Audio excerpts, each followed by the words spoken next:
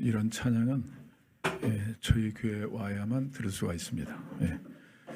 오늘 1부에서도 2부 예배에서 끊임없이 하나님께 올려지는 그런 찬양을 보면서 주님께서 교회 가운데 아름다운 지체들을 주셨다. 피로 값주고 사신 지체들이 잘 주님의 인격과 또 성품을 닮아가면서 주님을 찬양하는 모습들이 너무나 기쁘고 하나님이 기뻐 받아주신 줄로 믿습니다. 저는 오늘 본문의 말씀을 통해 지난주에 이어서 예수 그리스도를 주목하라 라고 시선에 대해서 아까 우리 전사님과 집사님이 찬양을 했습니다. 가끔 여러분 보시면 학교에서나 군대에서 가끔 이런 얘기를 해요. 차렷, 열중시엇, 주목. 그런 얘기를 하잖아요. 다시 좀 해볼까요? 차렷, 열중시엇, 주목. 이 시간 주님을 주목하십시오. 말씀을 주목하십시오. 33주년이 되었습니다. 조금 교회가 좀 철이 든 것 같아요. 저는 나이도 좀 먹었습니다만은 이제 좀 철든 느낌이 듭니다. 우리가 이렇게 열심히 나름대로 산다고 살아왔지만 또 주님의 교회를 섬긴다고 섬겨왔지만 과연 주님이 원하시는 교회는 어떤 교회인지 한번 우리가 한 번 정도는 뒤돌아보면서 주님이 그 그려주신 교회를 함께 그려가고 있는지 함께 짓고 있는지 이걸 생각하지 않는다면 우리는 열심히 달렸지만 나중에는 어떤 실격을 당할 위험성도 없잖아 있습니다. 그런 측면에서 속도감도 중요하지요. 열심히 살아가는 것 중요하지만 과연 우리가 방향성 하나님이 원하시는 방향으로 달려가고 있는지 이것을 점검하지 않는다면 우리의 노력이 한순간 무너질 수도 있습니다. 여러분 3이라는 숫자는 굉장히 중요한 숫자입니다. 성경에서도 이 숫자가 하나님 메시지를 담고 있습니다. 그게 중요한 하나님의 질서를 이루는 일에 그 숫자가 주는 그 개념이 중요합니다. 하나님의 성품도 그 안에 포함되어 있고요. 하나님이 원하시는 비전도 그 숫자에 포함되어 있습니다. 일반적으로 보시면 12 제자, 12 부족, 족속 그러면 12라는 숫자는 완성수더라고. 완성수. 하나님 나라의 완성수. 또 여러분 1 그러면 으뜸수라고 볼 수 있고요. 승리수라고 볼 수 있습니다. 대개 이제 여러분 7 그러면 완전수 나오잖아요. 하나님 나라의 완전함.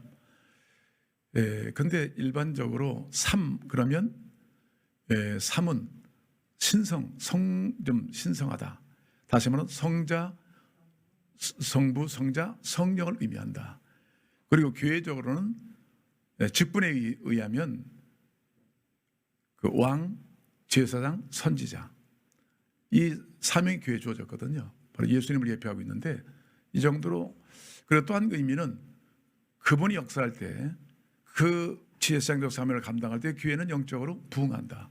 그래서 부활이란 뜻도 있고 또 다시 산다는 의미가 있습니다. 그러니까 3이라는 숫자는 중요하더라고요. 오늘 33, 3에 또 3을 보탰으니까 부활하고 다시 살고 다시 사는 이런 하나님의 뜻이 있다고 저는 확신하면서 오늘 이 말씀을 같이 나누기를 원합니다. 자, 이제는 좀 더 우리가 어떤 교회가 되어야 마땅한지 한번 점검하면서 하나님이 비춰주신 교회는 사도행전에 나타난 처음 교회 예루살렘 교회였습니다. 우리가 닮아가야 할 교회, 함께 그리워야 할 교회, 또 함께 아까 찬송했지만 지어갈 교회, 이 교회는 바로 하나님이 비춰주신 예루살렘 교회였습니다. 성령이 역사하셨습니다. 그런 말씀과 기도로 늘 함께 주님과 교제하는 말씀과 기도의 공동체였습니다. 십자가의 사랑을 놓치지 않고 그 사랑 안에서 함께 연합하고 또 함께 사랑을 나누는 교제의 공동체였습니다. 그리고 세상을 향해서 이 복음 십자가의 복음을 증거하기 위하여 열심히 복음 전도에 힘을 다했던 이상적인 공동체가 예루살렘 교회였습니다. 여러분 예수님이 이 땅에 오셔서 처음 한 일이 사람을 부르신 것이었습니다. 사람을 부르시고 훈련시킨 다음에 그들에게 명령하셨습니다. 이는 너희들은 세상에 나가서 모든 족속으로 제자를 삼아야 된다. 세상을 구원해야 된다. 이 책임을 피로 값주고 사신 하나님의 백성들에게 명하신 겁니다. 그리고 이 놀라운 사명을 감당하기 위해서 성령을 보내주겠다. 성령에 대해 임하시면 너희가 권능을 받고 예루살렘과 온 유대와 사마리아 땅끝까지 이르러 내 증인이 될 것이다. 이 증인된 사역을 통해서 모든 민족을 제자 삼을 수 있는 은혜를 주시겠다. 바로 성령을 보내신 것이 바로 그런 의미를 갖고 있습니다. 저는 이 복음을 제자 삼는 사역의 꿈을 가진 교회들 또 성령을 받고 증인의 사명을 감당하기 위해서 끊임없이 복음을 증거했던 교회들과 교회들을 통해서 오늘날 저희 교회도 그중에 하나 약속의 성취라고 봅니다. 누군가 열심히 복음을 증거했기 때문에 이 교회가 세워졌고 지금도 여전히 그 증인들로 인해서 교회 공동체의 세계 각처에서 세워지고 있다는 사실을 기억합니다. 저는 개인적으로 이 33의 의미가 있습니다. 제가 베드로처럼 열심히 세상에서 물론 뭐 그물을 던지고 또 고기를 낚는 일, 세상의 재물을 구하는 일을 열심히 다했지만 주님께 어느 날 저를 부르셨습니다. 그래서 배와 그물을 버려두고 예수를 위해서 살기로 헌신한 나이가 33살이었습니다. 예수를 영접한 시기는 그 앞섰고 그 다음에 제가 완전히 주님의 그런 제자로 또 헌신자로 제가 하나님께 드려진 나이가 33살이었습니다. 감히 제가 그때 그 신학교에 편입하면서 그런 고백을 하나님께 했습니다. 주님은 짧은 인생을 사셨습니다. 33살까지 사셨으니까. 그렇지만 그런 자기 몸을 다 던져서 죄인된 우리를 구원하시고 십자가에 못 박혀 죽으셨고 사흘 만에 부활하셨고 그런 후회 없이 이 땅의 영혼을 구원하시고 그런 사역의 완성을 마치시고 하늘나라 올라가셨습니다. 지금 우리 있을 조소를 예배하고 계시죠. 그분은 다시 오실 것입니다. 그래서 감히 제가 주님 편히 가시고요. 제가 이제부터는 후발주자가 되겠습니다. 33세 주님은 떠나가셨고 그 뒤를 이어서 바통을 이어가지고 뛰어간다고 감히 주님 제가 이제는 뛰겠습니다. 잘 뛰었나 모르겠어요. 네, 큰 소리는 쳤지만 지금 보니까 참 죄송한 마음뿐이고요. 또 부르심 받아서 그리스도의 제자로 자기를 부인하고 그 십자가를 지고 주님을 온전히 따랐더라면 하나님 기뻐하실 것이고 성도들 많이 행복할 것이다라고 생각되는데 많이 부족함이 있었습니다. 그렇습니다, 여러분.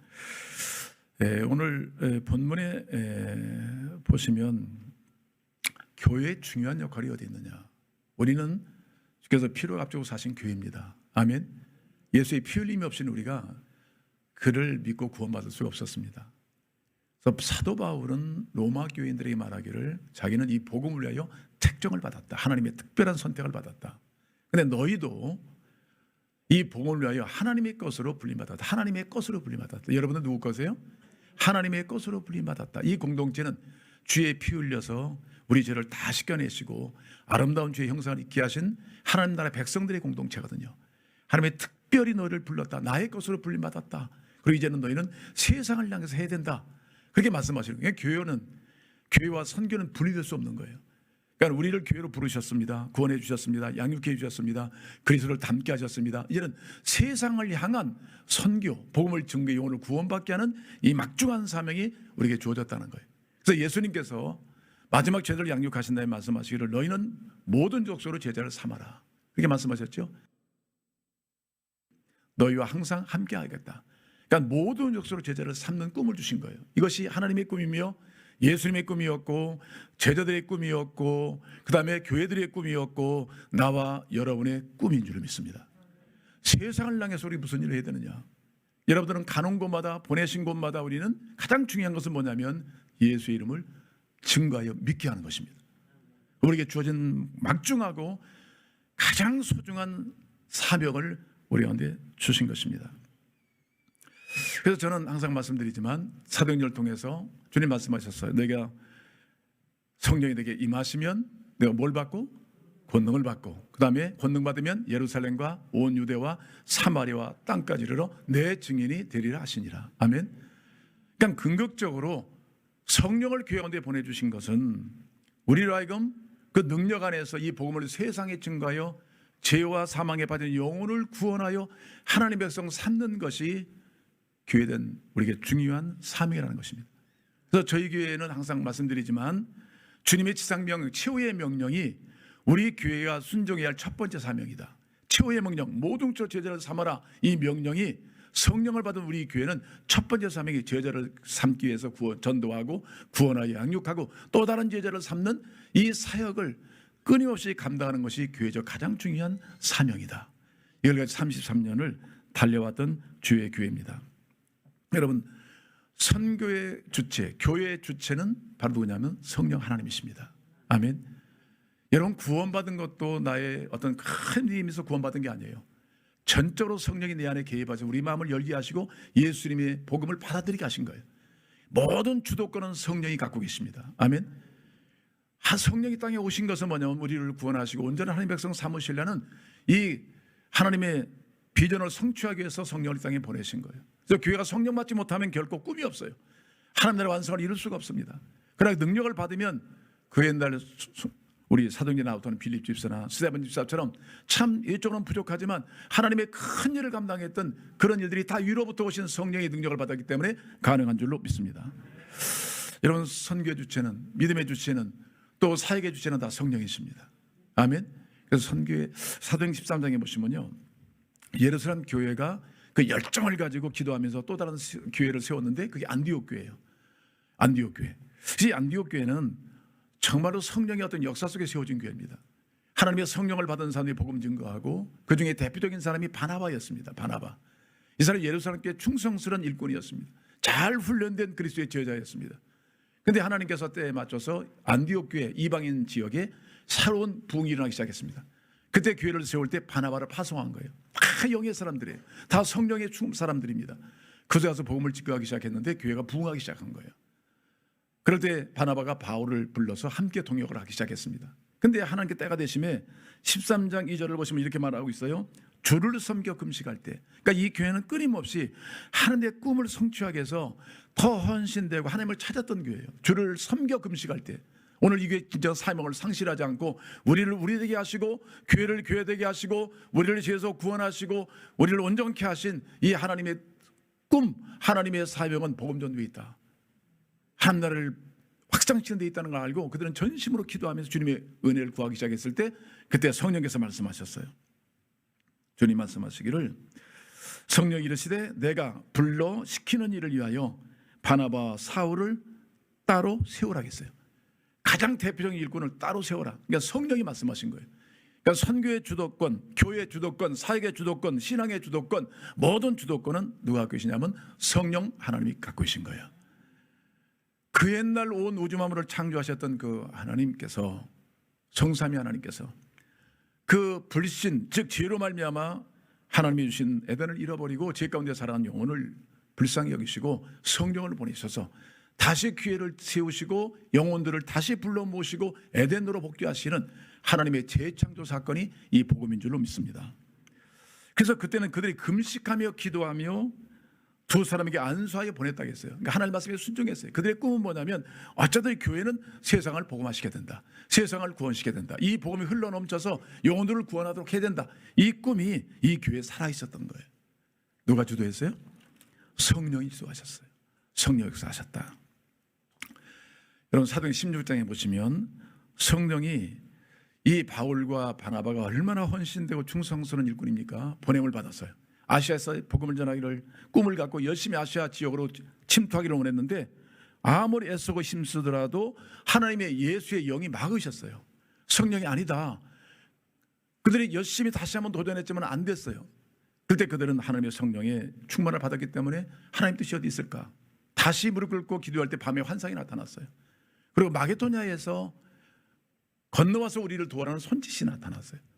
그래서 그들이 드디어 이것이 하나님의 뜻이었구나. 그러니까 늘 하나님께 깨어있는 사람, 성령을 주목하는 사람, 성령을 주시하는 사람, 예수님을 주시하는 사람에게 분명히 하나님의 사인이 온다는 거예요. 환상 사인이 왔어요. 내가 원하는 것은 바로 그 마게도냐다. 건너가서 그를 도와라. 그러니까 성령이 문을 열기도 하고 닫기도 하시는 분이에요. 요한계시록 3장에 보시면 빌라델피아 교회가 그런 교회예요.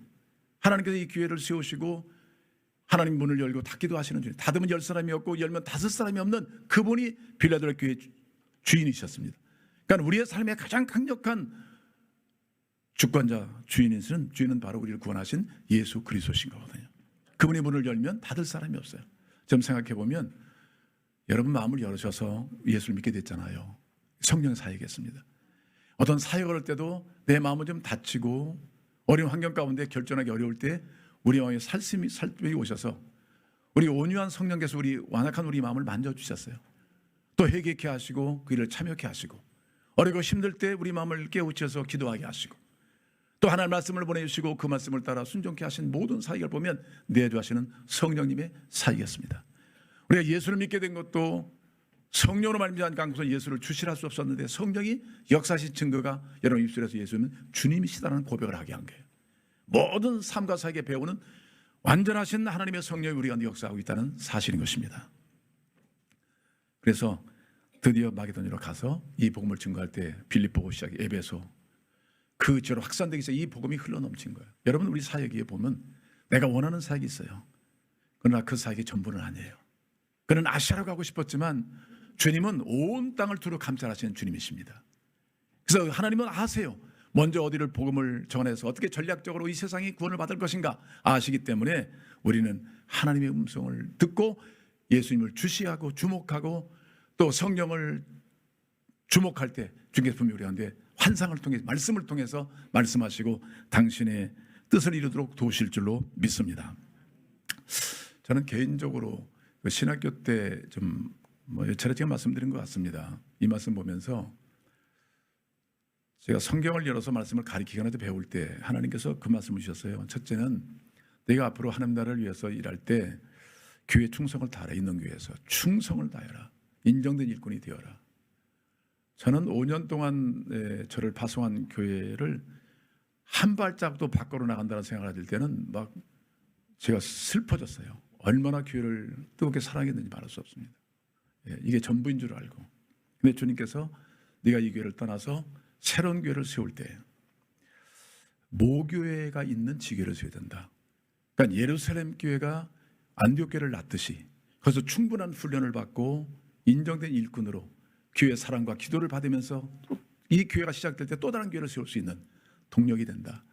그래서 참 부족하고 한없이 연약했지만 주의 말씀을 힘입고 훈련을 열심히 받았고 나름대로 교회의 충성을 다했었습니다. 그래서 결국 주님께서 그 뜻을 이루어주셨어요. 건강한 교회, 기도하는 교회, 사랑이 넘치는 교회 가운데 이 교회를 그의 몸 안에 두고 함께 동역할 수 있도록 교회에 저를 세울 수 있는 기회를 주셨습니다. 하나님께서 그 뜻을 이루셨죠. 두 번째는 주님 제가 임의로 가서 내가 원하는 대로 개척하지 않게 하시고 하나님이 원하시는 곳, 하나님이 부르시는 곳으로 가겠습니다. 이 두 가지를 신학교 때 이 말씀을 받아서 기도하기 시작했습니다. 근데 하나님께서 두 가지를 다 이루어 주셨어요. 근데 그때마다 저는 신학교를 졸업하고 잘 훈련시키니까 몇 사람이 제자만 만들어지면 하나님의 큰 교회를 있을 수 있다. 이런 야망을 가졌어요. 그러니까 주님이 원하시는 것보다는 내가 좀 소원하고 열망하는 것들을 좀 성취하는 신앙생활, 어떤 목회생활을 하고 싶다. 이런 마음을 갖고 했던 저의 부분을 하나님께 깨뜨려 주셨어요. 그런데 그렇게 열심으로 막 이 지역 저 지역 그냥 새로운 아파트를 지면은 신단지에 들어가서 거기 막 중심에 바라보고 기도하고 열심히 다 했는데 이게 될 듯 안 되는 거예요. 이게 안 돼. 그때 하나님께서 어느 날 갑자기 일본의 부르심을 받았어요, 제가요. 근데 그때 생각난 게 뭐냐면 뭐라 하겠어요? 건너와서 나를 도우라. 분명히 이 기도 제목을 가지고 기도했고 서원했고 헌신하지 않았느냐. 그 말씀을 통해서 막 하나님께서 마음을 깨우쳐 주셨어요. 책망하셨어요. 네 교회냐 나의 교회냐, 너의 선교냐 나의 선교냐. 그때 하나님께 무릎 꿇고 주님 어떤 상황이 있더라도 나아가겠습니다. 여러분 하나님이 부르시고 응답하면요 사실은 미래에 대한 두려움은 사라집니다. 왜냐하면 주도권은 하나님이 갖고 계시기 때문에. 근데 성령을 제외하고 자기 계획대로 뜻대로 살려고 그러면요 자그마한 환경 만나면 또 다른 길로 가야 되고요, 또 뒤를 바라보게 되고, 또 두려움이 오다 보니까 횡설수설하다 보니까 하나님도 놓치고 사명도 놓치고 우왕좌왕할 때가 있거든요. 다행히로 우리 하나님의 말씀을 청종해서 이 땅에 와서 이렇게 주 안에 여러분을 만나고 함께 주를 섬기는 은혜와 기쁨을 주신 줄로 믿습니다. 여러분 오늘 본문에 보시면 성령이 주도하시는 교회 사람들의 모습을 지난주 봤습니다. 자, 40년 동안 한 번도 일어난 적이 없는 안진뱅이 형제를 일으켰다는 사실이에요. 기가 막힌 거 아니에요? 한 번도 일어나 본 적이 없다. 그 몸은 딱 굳어졌을 것입니다. 지나가는 사람들 서서 뛰고 막 왔다 갔다 하는데 한 번도 일어난 적이 없어요. 그건 자기의 삶이 아니라고 생각했을 거예요. 걷고 뛰는 것은 내 생에 있을 수 없다. 하나님이 원래 창조하신 목적은 그게 아니었을 텐데 이런 모습으로 불행한 인생을 40년 동안 살면서 그가 한 노력은 구가라는 것뿐이었습니다. 생존을 위해서 구가할 수밖에 없어요. 그런데 기도하러 가던 베드로와 요한이 어느 날 그 형제를 보게 된 거예요. 여러분 기도의 중요성이 여기 있다 보면 기도는 하나님을 투시하는 겁니다. 아멘. 하나님을 주목하는 겁니다. 내 뜻대로 살겠다고 발버둥 치는 것이 아니에요. 그때 하나님의 말씀을 듣고 그에 순종하게 하는 원동력이 기도에 있다는 거거든요. 그때 기도를 통해서 하나님 그 마음의 눈을 열어주신 것 같아요. 어느 날 갑자기 성령께서 그 마음을 타주하신 거겠죠. 그냥 지나갈 수 있었던 시간들이 많았습니다. 늘 기도하러 갔던 그 장소였으니까. 그 형제는 늘 그 자리에 있었거든요. 근데 어느 날 그 눈이 열린 거예요. 저는 그 말씀을 다시 한번 생각해 봤어요. 그 구걸하는 형제를 주목하여 보면서 그때 예수 이름으로 선포하고 그 일을 낫게 하셨잖아요. 근데 베드로의 마음이에요. 내 인생과 똑같았었다라고 생각이 든 것 같아요. 저는 여러분 가끔 그렇습니다. 지금 이번에 하모니 집사의 사건을 통해서 주님을 좀 주시하고 좀 바라볼 수 없게 하셨어요. 여러분 어떤 고난과 역경은 우리 신적인 큰 특권은 뭐냐면 주님을 바라보게 한다는 것입니다. 주님을 주목하게 한다는 것입니다. 그때 못 보던 것을 보게 하시고 알지 못했던 것을 알게 하시는 은혜가 있더라고요. 세상은 내가 보는 그 환경만이 전부가 아니에요. 보지 못하고 알지 못하는 이 세상이 너무나 크고 높습니다. 그때 주님께서 그것을 보여주셨는데 저도 똑같은 인생이었거든요. 여러분 베드로가 뭐예요? 과거에는 어부였잖아요. 날마다 배와 그물을 던지고 오늘도 먹어야 할 걸 찾았던 사람이에요. 그 40년 안전병이가 평생 했던 것이 구걸입니다. 무엇을 먹을까 입을까 마실까 이것만이 그의 전부였어요.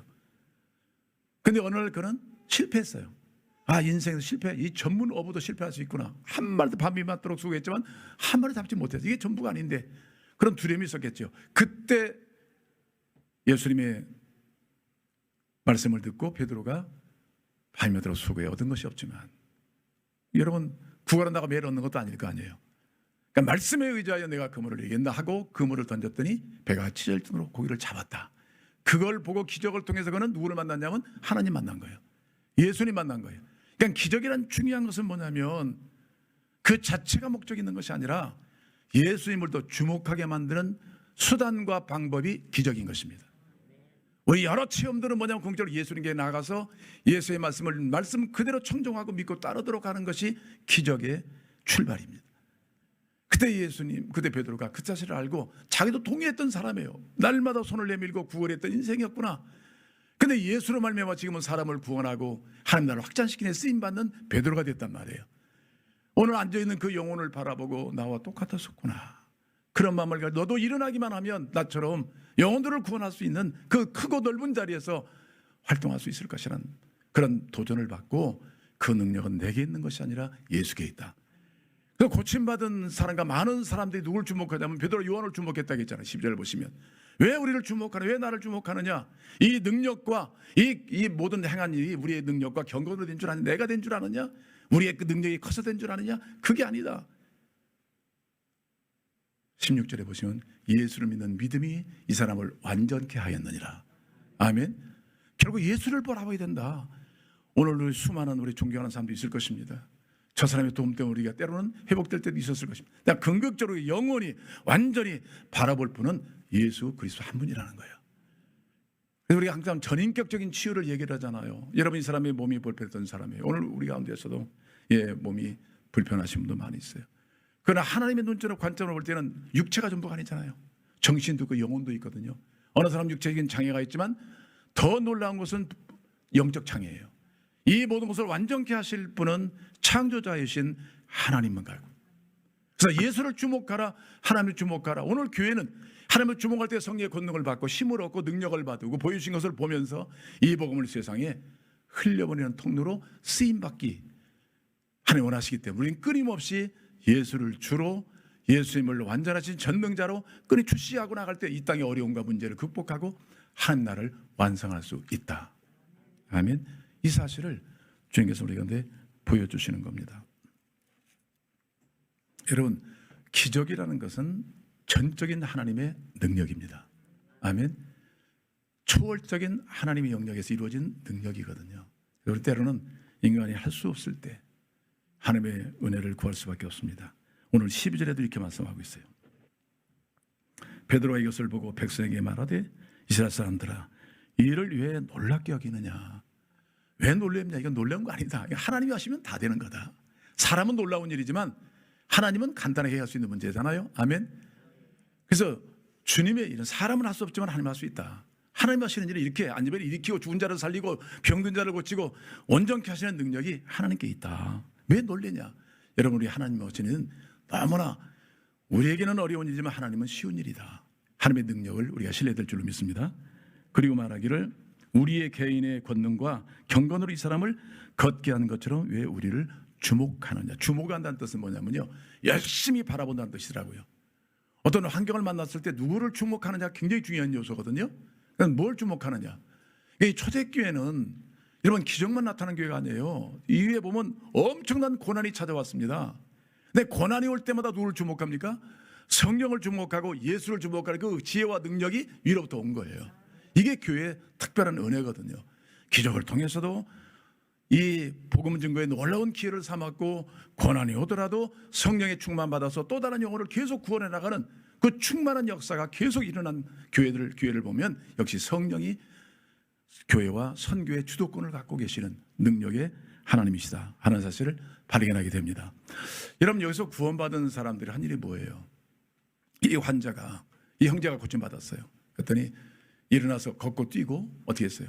주를 찬양했잖아요. 옛날에 원망, 불평, 좌절의 신음소리가 많았던 형제일 텐데 막 걷고 뛰고 주를 찬양하고, 그러니 이런 모습으로 성전에 들어갔으니 성전에 예배한 사람이 놀랬고, 또 그를 메고 왔던 형제들도 놀랬고, 멸시와 천대를 잃었던 형제들도 놀랬고, 주변의 모든 이스라엘 백성이 이게 웬일인가 하고 놀랬던 일은 기절했다는 얘기예요. 기절 초풍할 일이었다. 그러니까 인간성에 본 적이 없는 일을 이루고 거예요.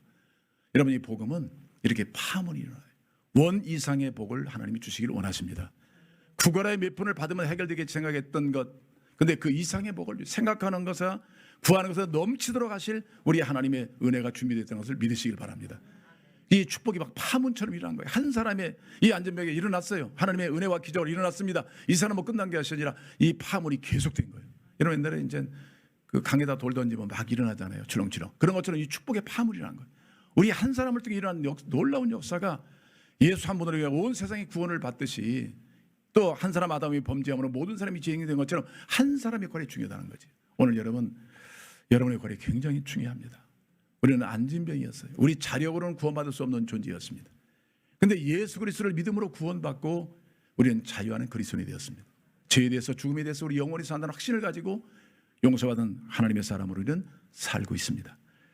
여러분, 기적은 하나님의 능력입니다. 그런데 하나님의 능력은 뭘 통해 나타나냐면 복음을 통해서 나타나게 돼 있어요. 복음은 곧 예수 그리스도십니다. 사도 바울은 말하기를 내가 복음을 부끄러워하지 않으니 이 복음은 모든 믿는 자에게 구원을 주시는 하나님의 능력이 됩니다. 능력은 기적입니다. 복음은 기적을 낳습니다. 사람을 변화시킵니다. 사람을 새로운 사람으로 창조합니다. 주의 성품을 이루게 하십니다. 이런 놀라운 역사가 오늘 안진병에 했던 우리들 같이 지금은 주님을 찬양하잖아요. 성전에서 예배하잖아요. 이 은혜가 바로 여러분에 있다는 것을 믿으시길 바랍니다. 여러분, 예수가 누구십니까? 한 번도 일어난 적이 없는 이 형제에게 희망이 아닙니까? 이 어둠 속에서 살던 사람에게 빛이 아닙니까? 길을 영원히 걸을 수 없는 세계에 길이 되셨지 않습니까? 그냥 구걸했던 사람이 이제는 영원한 생명의 떡이신 예수님 믿고 생명 양식 예수님을 믿음으로 영생하지 않았습니까? 예수는 누구십니까? 걷지 못했던 이 사람이 길이 되셨습니다. 먹지 못했던 이들에게 때로는 사람의 생명의 떡이 되셨습니다. 예수님만이 우리의 인간을 온전케 하시고 완전히 치유하시니라. 그 완전성은 바로 예수 그리스도로 말미암아 되어지는 것입니다. 아멘. 여러분, 예수님을 주셔야 됩니다. 어려울 때가 찬스일 수 있어요. 저는 요즘에 저의 많은 부족함을 느낍니다. 애비로서도 목사로서도. 이번에 하나님이 우리에게 비춰주신 빛 가운데 볼 때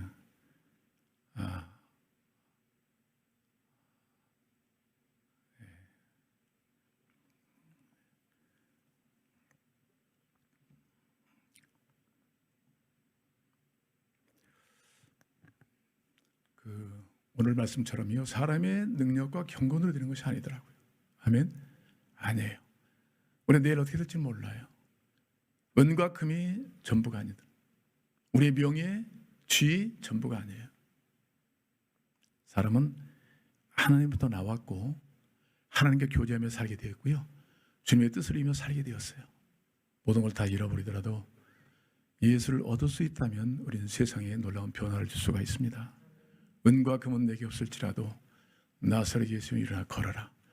우리를 걷게 하시고 살게 하신 분은 예수 그리스도 외에는 없다. 이 소중한 분이 지금 어디에 계십니까? 우리 안에 계십니다. 우리 안에. 이 놀라운 예수, 그분이 우리 안에 찾아오셔서 우리의 주가 되셨는데 불구하고 우리가 왜 앉아있는 사람처럼 살아야 되나요? 여러분, 먼저 그의 이름을 힘입고 일어나십시오. 아멘. 주님은 앉아있는 걸 원치 아니하십니다. 그를 고치기를 원하시고 회복해서 걷고 뛰며 주의 이름을 증거하는 사람이 되게 하시기를 원하십니다. 여러분, 그 예수님이 우리 안에 계시잖아요. 다시 예수를 찾아야 되겠어요. 잃어버린 예수를 찾아야 되겠어요. 그 예수로 회복의 기쁨을 누려야 되겠어요. 걷고 뛰는 은혜를 경험해야 되겠어요. 나를 걷게 하신 이분이 누구냐면 예수 그리스도라고 말할 수 있어야 되겠어요. 여러분, 누구를 주시하십니까? 뭘 보고 계십니까? 가장 중요한 것은 예수 그리스도십니다. 다윗 같은 경우는 아들에게 배신을 당하고 쫓김을 받아서 왕궁을 빠져나갈 때 부른 그 고백과 찬양이 시편 23편이에요. 여호와는 나의 목자시니 내게 부족함이 없으리로다. 내가 사망의 음침한 골지를 다닐지라도 해를 들여지 않는 것은 주께서 나와 함께 하심이라. 주와 함께하는 삶, 어떤 상황에도 주님이 그를 주시하실 때 주님 나와 함께 하시는구나. 여러분, 내가 가진 것, 그것이 내일을 답보하는 것이 아닙니다. 우리의 생사의 모든 주권자는 하나님이십니다. 여러분, 페스토라치를 한번 아시죠? 페스토라치, 그 아동 교육가, 온 아동들의 선상이라 불렸던 페스토라치가 17세기 사람입니다. 그분이 돌아가셨어요. 얼마나 수많은 아이들에게 희망과 꿈을 줬는지 말할 수가 없어요. 근데 동상을 제막하자고 그래서 많은 분들이 마음을 모두어서 이 선생의 역사를 기리고 실적을 기리기 위해서 아주 좋은 작품을 만들었습니다. 동상을 만들었는데 그날 개막식에 또 이렇게 그 휘장을 열고 보니까 중심으로 그분과 함께했던 몇몇의 친구들이 이 그림은 그에게 맞지 않다. 그러면 다시 합시다. 이왕이면 그분을 바로 기리려면 바로 다시 동상을 제작합시다. 그래서 그때 처음에 제작한 것은 아이들 이렇게 무릎 꿇고 페스토라치가 앉아서 이렇게 손을 내밀고 아이들과 이렇게 꿈을 나누는 시간, 그것도 참 좋은 작품이었거든요. 근데 다시 친구들이 가졌던 페스토라치 그 선생의 아이들을 향한 사랑과 도전은 그게 아니었다는 거예요. 다시 그린 그림은 아이들은 무릎 꿇고 있고 페스토라치는 하늘을 우러보고 있어요. 손을 내밀고. 다시 한번 너의 관점을 하늘에 둬라. 더 넓은 영역에 둬라. 나는 너의 잠깐 있다가 스쳐가는 선생이지 영원한 선생은 저 위에 있다. 더 큰 꿈을 가져라. 그 그림을 완성해서 마지막 날 제막을 했다고 그래요. 여러분, 그렇습니다. 물론 우리 개인적인 은사가 있고 능력이 있습니다. 다 주를 섬기는 도, 은도 금도 다 주를 섬기는 도가 될 수 있습니다.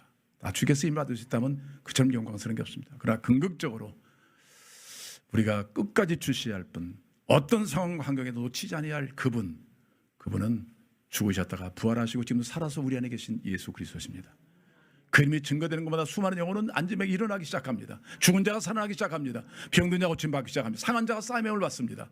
이런 놀라운 역사가 지금도 세상 곳곳에 이루어지고 있고 경험자가 우리들입니다. 그다음 우리는 오직 끊임없이 예수를 주목하고 먼저 그의 나라 의를 구할 때 하나님의 은혜와 능력은 계속될 것입니다.